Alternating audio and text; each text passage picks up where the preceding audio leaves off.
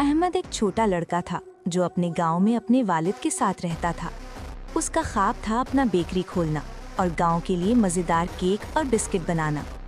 सुबह गांव में धूप फैल रही थी। अहमद वालिद के साथ आटा लेकर चल रहा था। गांव वाले देख रहे थे। अहमद रोज़ाना किचन में आटा गूंथता, बिस्किट और केक बनाता, हर अमल में पूरी तवज्जो से मेहनत करता। वो नई तरकीबें आजमा रहा था। वालिद फ़ख्र से देख रहे थे। कभी गांव के बच्चे मजाक उड़ाते, लेकिन अहमद हिम्मत न हारा और मुसलसल मेहनत करता रहा। शाम के वक्त वो तन्हा नई बिस्किट बनाने की मशक कर रहा था। हर छोटा कदम उसके ख्वाब को करीब ले जा रहा था।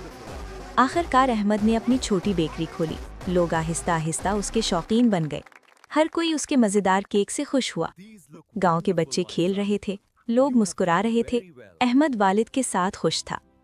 इस कहानी से हमें ये सबक मिलता है कि ख्वाब देखना, मेहनत करना और लगन बरकरार रखना हमेशा रास्ता दिखाता है।